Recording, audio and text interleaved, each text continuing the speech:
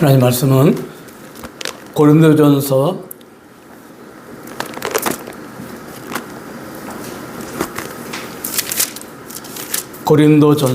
15장 12절에서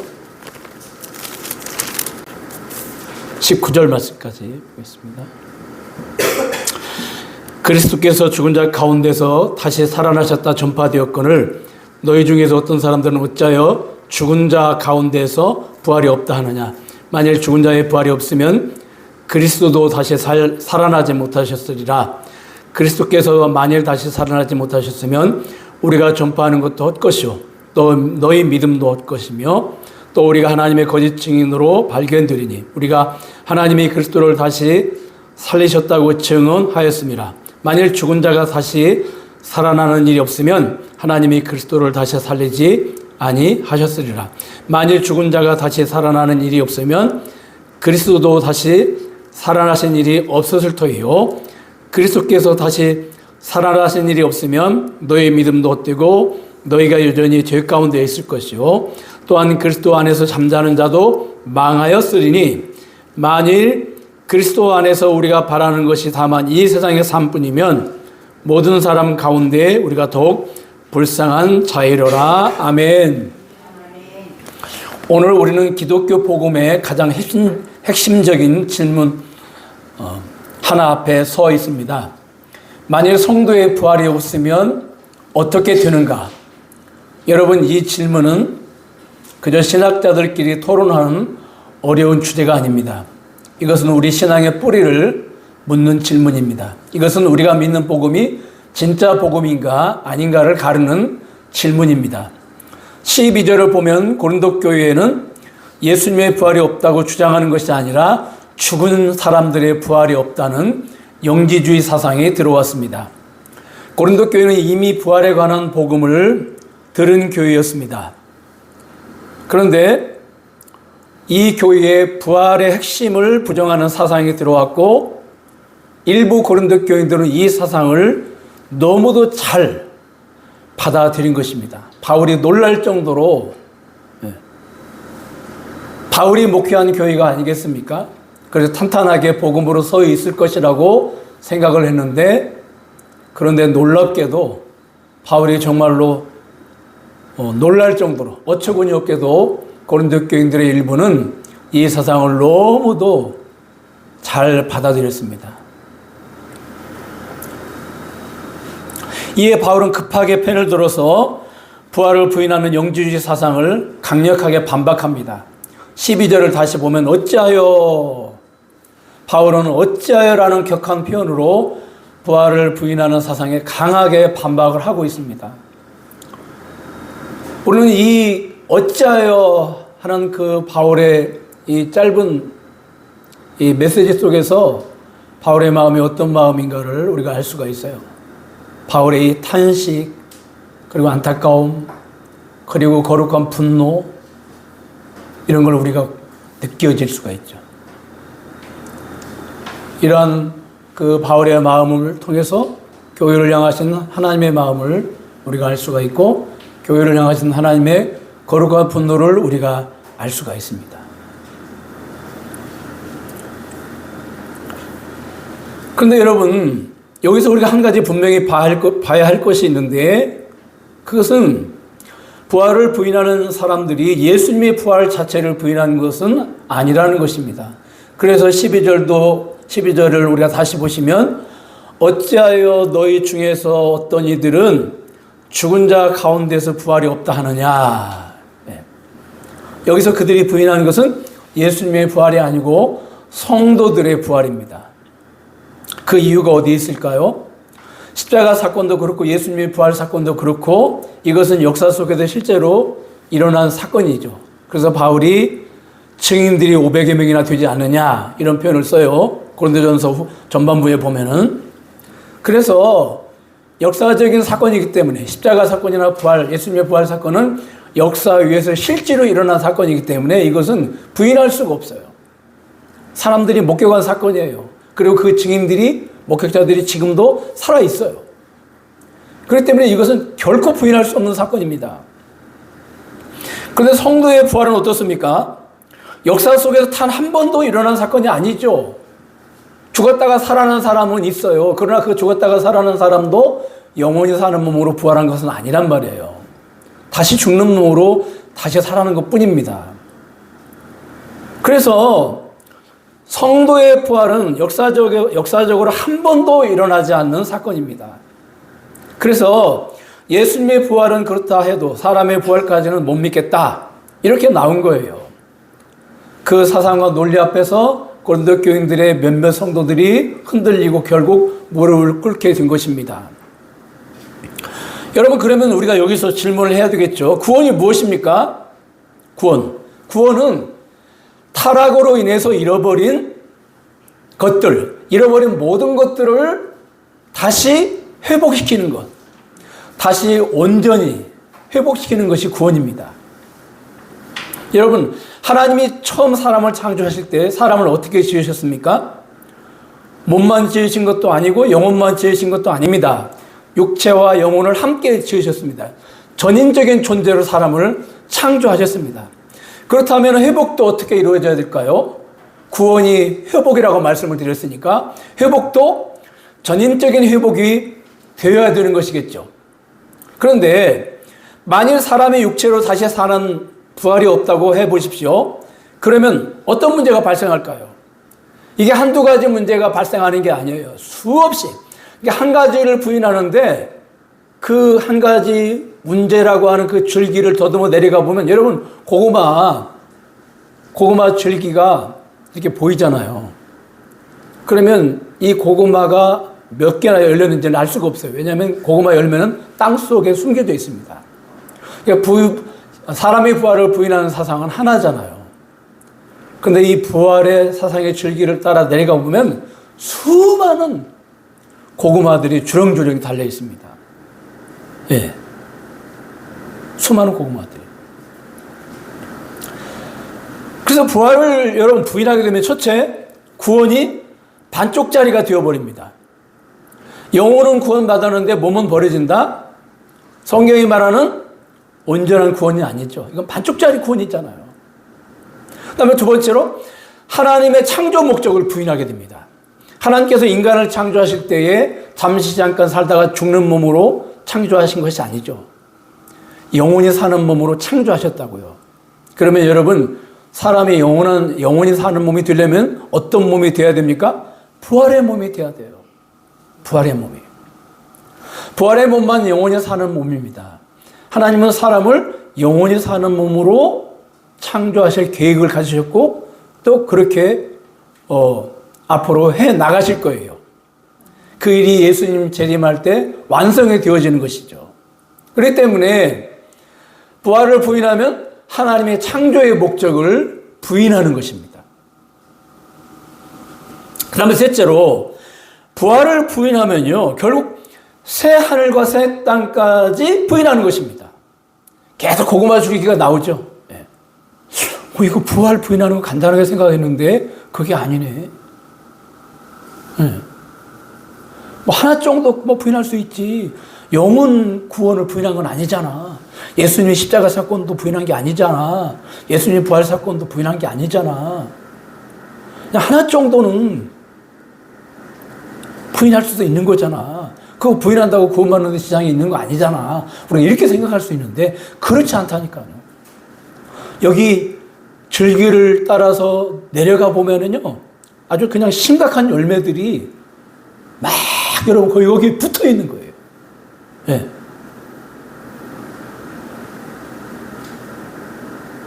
어떤 분이 피부암에 걸렸어요. 조그마한 게 뭐가 올라왔어요. 대수롭지 않게 생각했는데 점점점 커져요.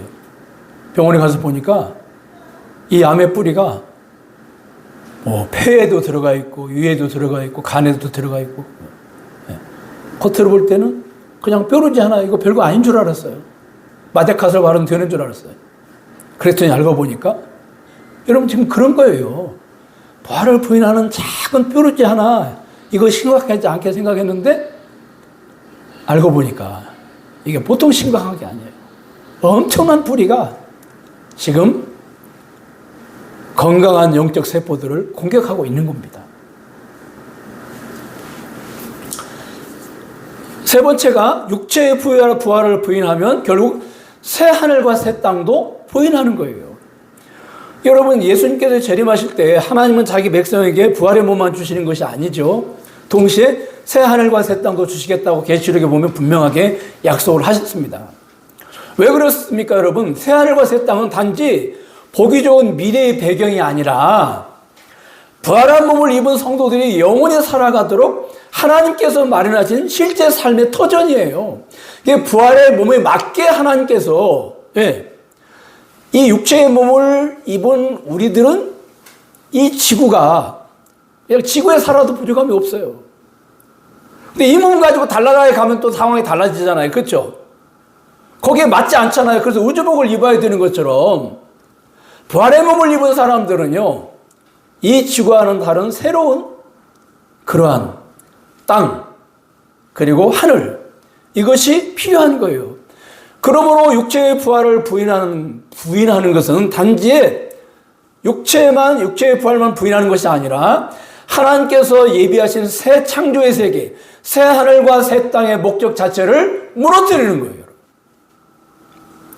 더 나아가서 성경은 사람의 부활 사건이 단지 인간만의 문제가 아니라고 말씀하고 있어요. 로마서 8장 22절에 보니까 피조물이 다 이제까지 함께 탄식하며 함께 고통을 겪고 있는 것을 우리가 아느니라. 아담의 범죄 이후에 저주와 썩어짐은 인간에게만 임한 것이 아니고요, 땅도 저주를 받았고 피조세계 전체가 그래서 신음하게 되고 있다. 신음한다는, 함께 고통을 겪고 있다. 함께 탄식하며 함께 고통하다. 범죄함으로 말미암아 인간만 고통을 당하고 인간만 탄식을 하는 것이 아니라 피조물부터 함께 고통을 당하고 함께 탄식한다는 거예요. 그러다 바울은 놀라운 말씀을 덧붙이죠. 로마서 8장 19절에 보니까 교환지를 보시겠습니다. 피조물이 고대하는 바는 하나님의 아들들이 나타나는 것이니, 그 다음에 21절을 보니까 그 바라는 것은 피조물도 썩어짐의 종로로 산 데서 해방되어 하나님의 자녀들의 영광의 자유에 이르는 것이니라. 피조물들이 예수님의 재림을 기다린대요, 간절히. 예수님의 재림. 왜 그래요? 왜 기다려요? 그날에 하나님의 자녀들이 부활의 몸을 입고 영광 가운데 나타날 뿐만이 아니라 피조세계 역시 썩어짐과 저주의 질서에서 벗어나 부활의 몸을 입은 인간처럼 새롭게 변화될 것이기 때문에 그래요. 여러분, 교회가 영지주의 사상을 붙잡고 있으면 어떤 결과가 발생을 할까요? 교회가 하나의 복음에 굳게 서 있어야 힘있게 복음이 전파될 거 아니에요. 그러면 빨리 예수님이 재림하시겠죠. 땅끝까지 복음이 증거가 되어 예수님이 재림하시는 거 아니겠어요? 그래요, 안 그래요? 예. 그러니까 저는요, 이 피조물들이 인격이 있는지 없는지는 모르겠어요. 생각을 하고 있는지 없는지는 모르겠어요. 근데 피조물들이 엄청 대모할 것 같아. 영주주의 물러가라. 예? 아니, 우리도 기다리고 있단 말이야. 인간들아, 너희들이 빨리 힘있게 능력있게 복음 증거해서 빨리 예수님 오셔야 되잖아. 그래야 우리도 이 고통과 탄식 가운데 우리도 벗어날 거 아니야. 너희들만 부활의 몸을 입는 것이 아니라 우리도 부활의 몸을 입는다고. 그래서 우리도 예수님의 재림을 기다린단 말이야. 응? 어떻게 하려고 그래? 막 그러면서 퇴모할 것 같아요. 응? 영지주의 물러가라 막 이러면서 막 빨간 데 두르고 막 퇴모할 것 같아요.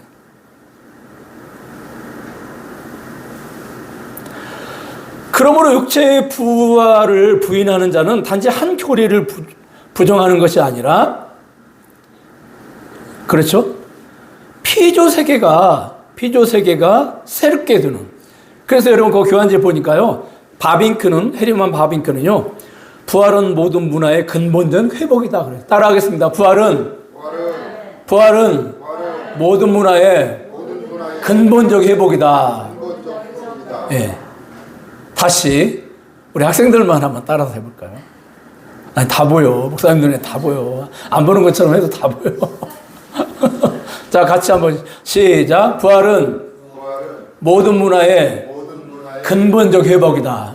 아멘. 그렇습니다. 모든 문화의 근본적 회복이라. 바빙큐는 부활은 영혼의 도피가 아니라 모든 창조 질서의 회복이라는 거예요. 모든 창조 질서의 회복. 그런데 한 걸음 더 나가서 바울은 사람의 부활 부인으로 인해서 어떤 일이 발생하게 되느냐. 13절 보니까 만일 죽은 자의 부활이 없으면 그리스도도 다시 살아나지 못하셨으리라. 16절 만일 죽은 자가 다시 살아나는 일이 없으면 그리스도도 다시 살아나는 일이 없었을 터이요. 자, 바울은 두 번이나 강조를 해요. 여러분, 바울이 이렇게 두 번이나 강조하면서 정말로 바울이 쏟아내고 싶은 말이 뭘까요? 15절 만일 죽은 자가 다시 살아나는 일이 없으면 하나님이 그리스도를 다시 살리지 아니하셨으리라는 거예요. 여러분, 예수님의 부활의 목적이 예수님이라는 거예요? 아니면 사람이라는 거예요? 예수님의 부활의 목적이 예수님이 아니고 사람이라는 거예요. 예. 내가 얼마나 능력 있는지 봐라? 난 죽었다가 살아난다? 그거 아니라는 거예요. 예수님의 부활의 목적은 누구 때문이다? 사람의 부활 때문이다. 사람의 부활. 그래서 23절에 보니까 그러나 각각 자기 차례대로 되리니 먼저는 첫 열매인 그리스도요. 다음에는 그가 강림하실 때의 그리스도에게 속한 자요. 예수님이 첫 열매로 살아나셨다는 거예요. 여러분, 첫 열매라는 것은 반드시 뒤에 무슨 열매가 있다는 거예요? 이어질 열매가 있다는 거예요. 그러니까 예수님이 먼저 부활하신 것은 그분 안에 있는 사람들도 다시 살아날 것을 보증하는 겁니다. 그러면 논리적으로 사람의 부활을 부인하면 누구의 부활을 부인하는 거예요? 예수님의 부활을 부인하는 거예요. 아까 제가 말씀드렸죠? 뾰루지 하나 정도로 가볍게 생각했는데 이게 점점 내려가니까 이게 정말 심각한 이게 갑상선을 통과하더니 위로 가더니 폐로 가더니 이제는 심장까지 이제 내려가고 있어요, 지금.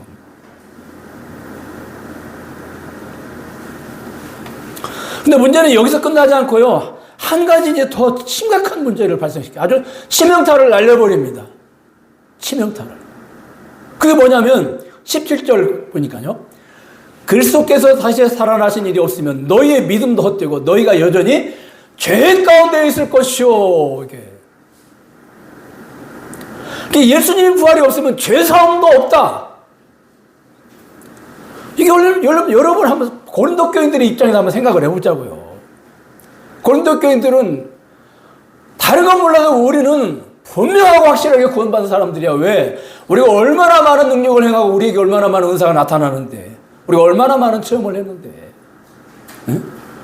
우리가 구원받지 못했다면 다른 교인은 다 구원받지 못했을 거야. 그 정도로 아주 구원만큼은 그냥 그 구원에 관한 문제만큼은 자신감이 충만했던 사람들이 고린도 교인들 아니겠어요, 여러분?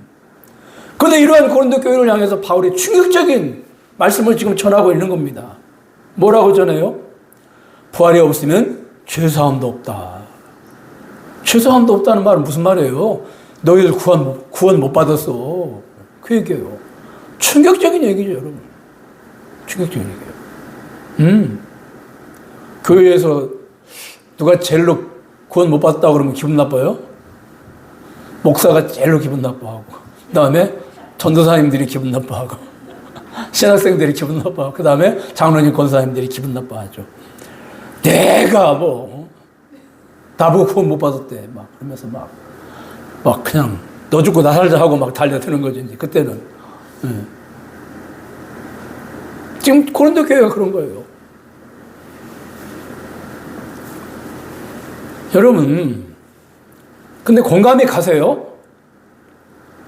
죄의 문제가 해결이 되려면 십자가 사건만 일어나면 안 되고, 십자가 사건과 부활 사건이 동시에 일어나야 된다는 거예요, 지금 바울은. 근데 이게 지금 공감이 가냐고요. 자, 로마서 4장 25절에 보니까, 자, 십자가와 부활 사건이 왜 죄 문제를 해결하는지를 설명을 해요. 자, 예수는 우리가 범죄한 것 때문에 내줌이 되고, 십자가, 또한 우리를 의롭다 하시기 위해서 살아나셨느니라, 부활. 그러니까 십자가는 인류의 모든 죄값을 지불하신 사건이 아니에요? 그러면 그 죄값을 누가 받으세요? 하나님이 받으시죠. 근데 지불하는 것도 중요하지만 더 중요한 것은 받는 것이 더 중요하잖아요. 그럼 여러분, 부활 사건은 뭐예요? 하나님이 죄값을 받으시고 사인해 주시는 거예요. 인감도장을 꽝 하고 찍어 주시는 거예요. 아무리 올려도 그렇잖아요. 여러분, 우리가 아무리 기도해도 하나님이 그걸 받으시고 응답을 하셔야 되잖아요. 그래야 그게 기도다운 기도인 거지. 그래 예수님이 우리의 죄값을, 우리의 죄를 짊어지시고 하나님께 드렸어요. 지불하셨어요. 하나님이 여기 가져왔습니다. 하나님 보시고 결제를 하셔야 되잖아요. 네? 아니 무슨 결제 없는 소리가 그게 무슨 의미가 있어요 그게. 부활이 뭐라고요? 결제 도장을 찍어주시는 거예요. 네? 그래서 바울이 결제 도장이 없는 거 그건 아무것도 아니다. 그건 아무것도 아니다. 그래서 바울이 강조하는 게 아무것도 아니에요. 아무것도 아니에요. 아무것도 아니에요. 네. 여러분 구약시대 그 출애굽기 28장 35절에 보면요. 이 로마서 4장 25절의 사건을 그림처럼 쉽게 그려줘요. 거기에 이제 아론이 대제사장의 성소에 1년에 한 번 들어가잖아요. 백성들이 모든 죄를 다 이제 지고 책임지고 들어가요, 성소에. 그런데 거기 아론의 옷에 방울을 달아줘요, 방울. 방울. 저 왜 달아줄까요? 뭐 액세서리인가요? 아니죠. 자, 보세요. 아론이 백성들의 모든 죄를 대신 가지고 제성소에 들어가요. 하나님께 이제 죄를 용서받기 위해서. 백성들은 성소 밖에 다 기다리고 있어요. 그런데 보세요. 하나님이 백성들의 죄를 사하셨다, 사하시지 않았다는 기준이 어디에 있어요? 아론이 살았느냐, 죽었느냐.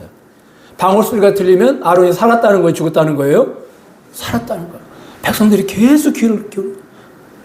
제성소 안에서 딸랑, 딸랑, 딸랑, 딸랑, 딸랑 소리가 들려요. 그러면 백성들이 막 밖에서 조마조마해요. 왜냐면 딸랑, 딸랑, 딸랑 소리가 들리다가 갑자기 딱 멈출 수도 있거든요. 죽을 수도 있잖아요, 아론이. 근데 그 소리가 어디까지 이어져야 돼요? 제성소 밖에 백성들이 기다리고 있는 거기까지 이어져야 돼요. 아론이 제성소 밖으로 나와요. 달랑달랑달랑. 그럼 막 그때 제성소 밖에 있는 백성들이 와, 막 할렐루야. 막. 여러분 요즘 아이들은 저리 가나요? 아론의 인기가 하늘을 찔러요. 왜? 하나님이 백성들의 죄를 받으셨다는 증거잖아요. 아론이 살아있다는 증거가. 아론은 여러분 장차 누구를 보여주는 거예요? 예수님을 보여주는 거예요. 예수님께서 모든 인류의 죄를 지고 십자가에 달려 돌아가셨어요. 네. 여러분 부활하셨어요. 이게 뭐예요? 방울소리예요. 방울소리. 방울소리. 부활은 방울소리예요. 방울소리. 그렇기 때문에 여러분 부활은 단순한 기적이 아니에요. 부활은 자 여기 교환제하면 우리가 보면서 같이 한번 자 속죄가 받아들여졌다 한번 같이 하겠습니다. 시작. 속죄가 받아들여졌다. 죄값이 치러졌다. 하나님이 제사를 받으셨다. 그러므로 의롭게 되었다. 네. 그러므로 의롭게 되었다. 네. 이렇게 외치는 거예요, 여러분. 이런 외침이에요. 이런 고백인 거예요.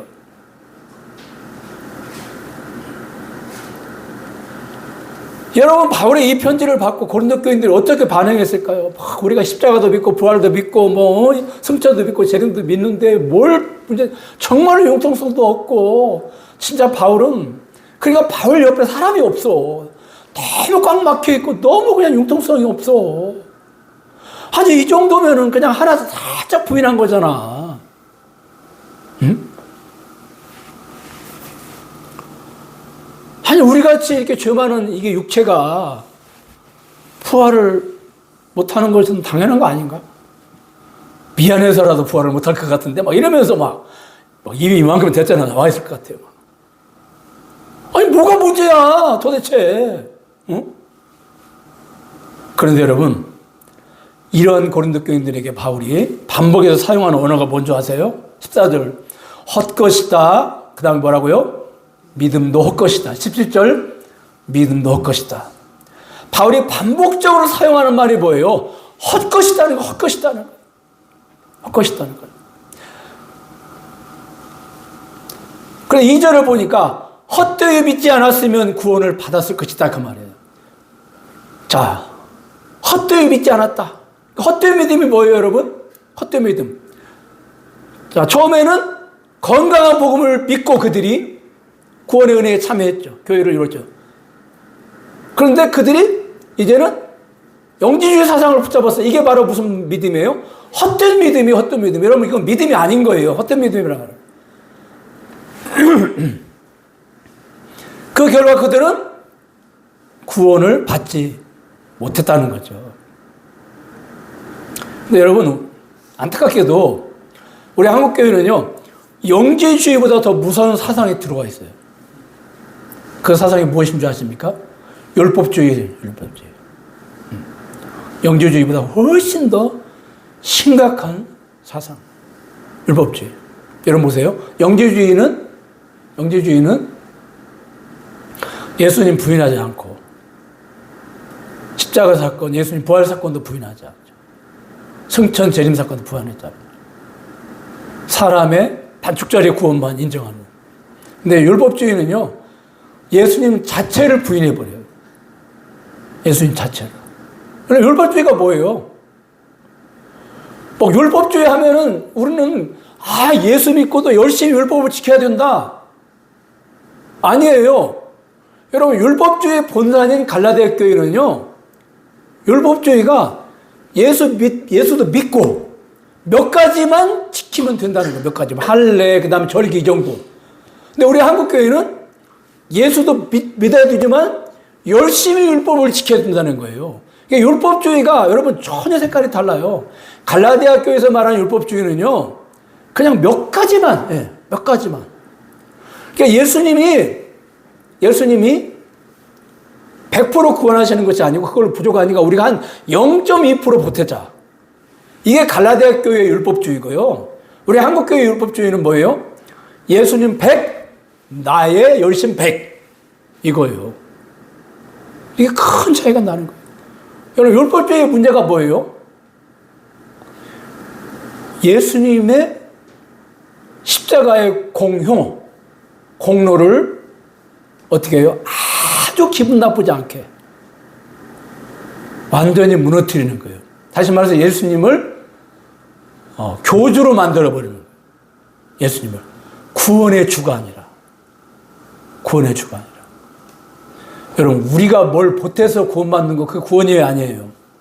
그거 구원 아니에요. 우리는 스스로 구원을 만들어낼 수 있는 존재들이 아니에요. 그렇잖아요. 우리가 스스로 구원을 만들어낼 수 있다면 왜 예수님이 이 땅에 오셨겠어요? 구원이 왜 은혜예요? 우리는 조금도 스스로 구원을 얻어낼 수 있는 그런 존재들이 아니라는 거잖아요. 그래서 우리는 은혜로 구원받다는 거예요. 은혜로. 칼빈주의가 뭐예요? 은혜로 예수님 만나고 은혜로 구원받고 사는 것도 은혜로 사는 거예요. 은혜로 기도하는 것이고 은혜로 헌금하는 것이고 은혜로 예배하는 것이고 은혜로 봉사하는 것이고 은혜로 구제하는 거. 이게 칼빈주의예요. 이게.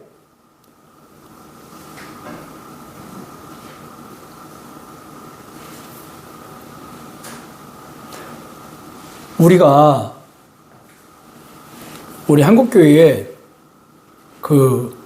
이렇게 지금 엄청난 업적 있잖아요, 업적을 남겼잖아요. 막 교회당도 막 그냥 세계 진짜 교회사에서 찾아올 수 없을 정도로 큰 교회당 많이 짓고 많이 또 여기저기 교회 짓고. 여러분, 이 업적주의의 뿌리는 상급주의예요. 상급주의가 없으면 절대 상급주의가 없으면 절대, 그러니까 하나님의 은혜 때문에 내가 업적을 남겨야 되겠다, 이게 아니라, 보세요. 율법주의는 절대 사람을 기계적으로 움직이지, 감동으로 움직이지 않아요.